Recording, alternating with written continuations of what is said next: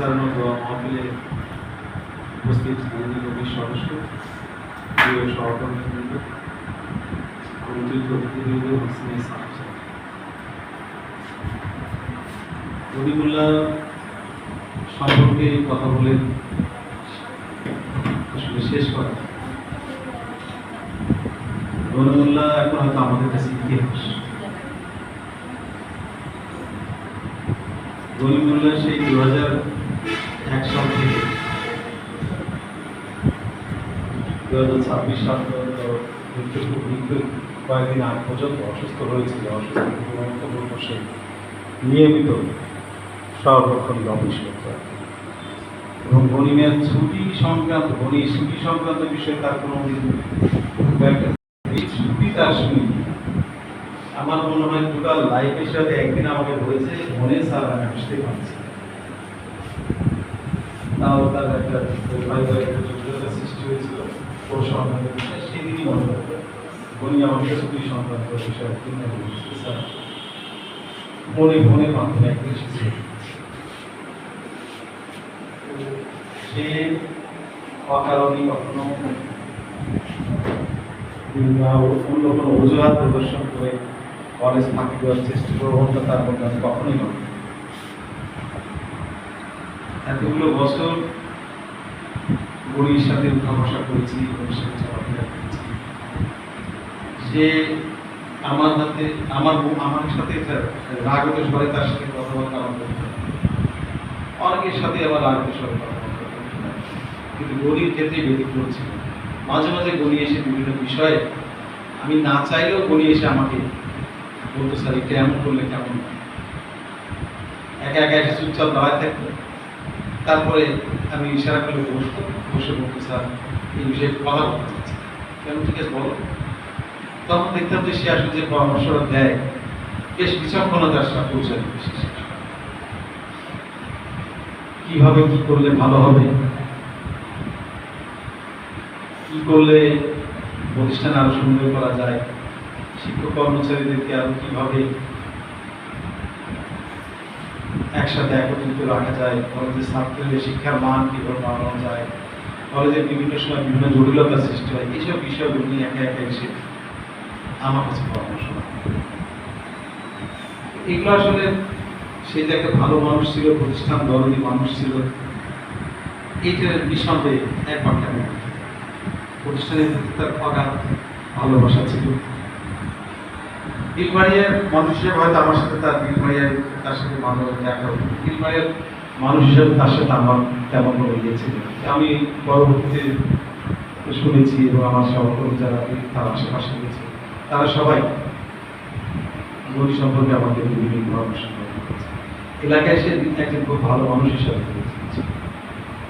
এবং এলাকার কোনো দোকানে তার কোনো পাঠ কোনো আমাদের অধিকাংশ শিক্ষক কর্মচারী কোনো না কোনো ব্যাংকে লোন রয়েছে, কিন্তু গরিব কোনো ব্যাংকে কোনো লোন নেই।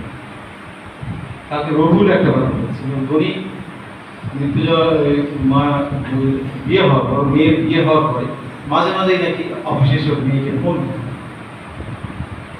বলতো যে বেতন তোলা হয়েছে, আমার বেতন তুলেছে, তখন বলে তোমার সবাইকে টাকা পাঠিয়েছ। তো যদি বলতো যে না একটু হয়েছে পাঠাবো, তখন বলি বলতো না আগে পাঠাবো। আমাকে জানতাম না, রবি আমাকে গতকাল বলেছে স্যার রবি ভাই এরকম মানুষ ছিল, তার মেয়ে জামাই ঠিক মতো তার শ্বশুর শাশুড়িকে টাকা পাঠাচ্ছে কিনা সেই খোঁজটাও সে। আমরা অনেকেই আজকাল দেখি যে শ্বশুর শাশুড়ির কাছে টাকা পাঠানো অনেক সময় মেয়ের বাবা মা পছন্দ করে।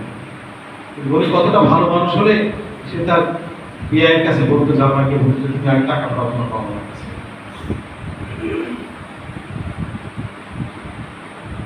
সে আমরা জানি ৪র্থ শ্রেণীর কর্মচারী ছিল, কিন্তু তার মনে কোনো সময় অভাব বলে কোনো জিনিস আমি কখনো আমরা বুঝতাম গরিব হয়তো অর্থনৈতিক সংকট থাকে, কিন্তু তার চেহারা শুরুতে বা কথাবার্তায় আমার মধ্যেও অনেক সময় হতাশা বিরাজ করে। অনেক সময় আমি অভাবের গরিব ভিতরে আমি কখনো দেখিনি যে গরিব অভাবে আছে এই কাজটা করতে পারবো না। আমাদের মাঝে মাঝে আমরা তো বিভিন্ন অনুষ্ঠান করি, আমরা হলো চাঁদা দেওয়া নিয়ে পড়ি, নিয়মিত ব্যাপার আমাদের প্রতি মাসেই কোনো চাঁদা আমাদের থাকে। কিন্তু যারা যারা করতে পারে তারা কখনো গণির বিরুদ্ধে অভিযোগ দেয়, আমাদের বিরুদ্ধে হয়তো অভিযোগ দেয়, কিন্তু গণির বিরুদ্ধে কখনো অভিযোগ দেয়নি যে গণি চাঁদা দেয়নি বা গণি দিচ্ছে না চাঁদা। এই যে কত সমস্ত গুণাবলীর বিবেচনা করে আমরা আসলে ওই নিঃসন্দেহে একটা ভালো মানুষ ছিল। গণির আসলে চাল চলন আচার আচার কথাবার্তা সবগুলোতেই সে শিষ্টাচারী একজন মানুষ ছিল, শুদ্ধাচারী মানুষ। করুণাময় অবশ্যই তার এইসব গুণের পুরস্কৃত করবে। আমরা সবাই তার জন্য দোয়া করছি এবং আমরা আরো করতেই থাকবো তার জন্য। তার যতদিন আমরা বেঁচে থাকবো ততদিন আমরা গণি আবুল কালাম দোয়া করবো। তার সাথে আমরা সহকর্মী ছিল, তাদের আজ আবুল কালাম আমাদের মাঝে নেই। আবুল কালাম আজ প্রায় 5 বছর হয়ে গেল আমাদের মাঝে কিন্তু আবুল কালামকে আমরা কি বলতে পারছি? আবুল কালাম আজাদেরও আমরা কখনোই ভুলতে পারি। আমাদের প্রিয়, আমাদের ভিতরে যে আত্মার একটা টান ছিল, আমাদের হৃদয়ের একটা বন্ধন ছিল, এই বন্ধন ইচ্ছা করলে চোখের আড়াল হয়ে গেলে আমাদের অন্তরের আড়াল করা কখনোই হবে না। আমরা যতদিন আছি ততদিনই আমরা জীবিত, আল্লাহ আমাদের যতদিন রাখে ততদিনই আমরা গণিত এবং আবুল কালামের জন্য, পাশাপাশি আমার ম্যানেজিং কমিটির সদস্য এবং প্রিয় ছাত্রছাত্রী যারা এখান থেকে আমরা প্রিয়ারা হয়ে গেছি তাদের জন্য সবসময় দোয়া করবো। পিতা মাতার জন্য যেরকম দোয়া করবো এনাদের জন্য যেন আমরা সবসময় সেইভাবে দোয়া করতে পারি। কারণ আমাদের শিক্ষার্থী আমাদের সন্তান এবং আমাদের ম্যানেজিং কমিটির সদস্য যারা, তারা কিন্তু আমাদের এই প্রতিষ্ঠানটা তৈরি করে দিয়েছে এবং তাদের বদলতে আমরা এই প্রতিষ্ঠানে বড় করে কাজ করি। তাদের আত্মত্যাগের কারণেই আমাদের এই প্রতিষ্ঠানকে প্রতিষ্ঠা করে দিয়েছে। এই জন্য আমরা তাদের জন্য সবসময় দোয়া করবো এবং হৃদয়ে আমাদের তাদেরকে আমরা সবসময় হৃদয়ে স্থান দেবো। যখনই আমাদের আত্মীয় স্বজন প্রিয়জন পিতা মাতা ভাই বোন সন্তানের জন্য যখনই দোয়া করবো তখনই যেন আমরা গণি এবং তারা আমাদের স্মরণ যেন আল্লাহ তালা তাদেরকে গণি চলার পথে আমার দৃষ্টিতে গণির সঙ্গে ভালো মানুষ ছিল, কিন্তু তারপরও তার চলার পথে হয়তো কোনো কারোর সাথে কখনো একজন মানুষ ঘুরতে না, মানুষ করতেই পারে, সেই তার ভুল ত্রুটি থেকে থাকে আবহাওয়া তাকে ক্ষমা করবেন এবং আমাদের কারোর কাছে যদি কোনো কখনো কষ্ট দিয়ে থাকেন আমরা অবশ্যই নিজ নিয়ে তার ক্ষমা করে দেবো। আল্লাহ তালা ক্ষমা করতে সবচেয়ে বেশি পছন্দ করে। আল্লাহ আমি যদি ক্ষমা করি তাহলে আল্লাহ আমার এই গুণটি বিবেচনা করে এবং আল্লাহ একটা বিষয় আছে যে আল্লাহ তালা কোনো মানুষ মৃত্যুবরণ করে তার আসলে মৃত্যু না, শুধু জীবিত মানুষের কোনো রকম কোনো খারাপ জিনিস দিকে থাকে সেটা কখনো উচ্চারণ করে। তো আল্লাহ তালা তো বলবে যে মানুষকে কেন নিষেধ করেছেন, যে তুই মানুষকে নিষেধ করেছেন যে কেউ যদি না বলে তাহলে আমি তার কোনো দোষ উন্মোচন করবো। এই জন্য আমরা তাকে ক্ষমা করে দেবো, তাকে আপনি মাফ করবেন। দোষ এবং তার দুই মেয়ে আপনার ছিল, স্ত্রী রয়েছে এবং তার অনেক পরিবার রয়েছে। সেই সব সংক্ষিপ্ত পরিবারকে আমরা ধৈর্য ধারণ করার তৌফিক দান করে এবং তারা যেন এই কষ্টটা সমাজে সহ্য করে নিতে পারে। মানে গণিত রেখে যাওয়া যত গণিত যে আশা ছিল, গণিত যে স্বপ্ন ছিল, তার সন্তানদের মাধ্যমে যেন সেই স্বপ্নকে বাস্তবায়িত করা এই আশা ব্যক্ত করছি। আসলে আমার একটু জরুরি একটা নিজেই ভাষা অবশ্যই অবশ্যই, যার কারণেই বাধ্য হয়ে আমার বক্তব্যটা আগে শুরু করতে হচ্ছে এবং শেষ করতে হচ্ছে আমার হুজুর এখন দোয়া করবে।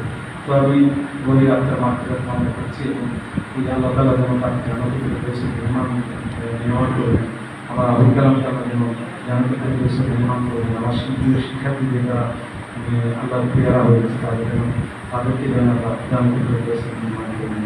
পাশাপাশি নির্বাচন সদস্য আছেন তারাও যেন জানাতে পেরেছে নির্মাণ করবেন। আমার সহকর্মী কারো স্বামী মারা গেছে, কারো স্ত্রী মারা গেছে, কারো বাবা নেই, কারো মা নেই, কারো ভাই এবং আমরা প্রিয়ারা তাদের সকলকে যেন আমরা জানাতে পেরেছি নির্মাণ করবেন।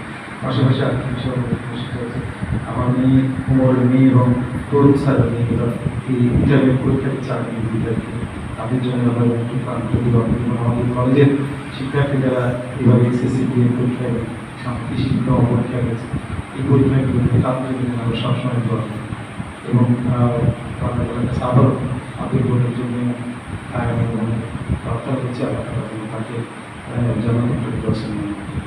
আসসালামু আলাইকুম।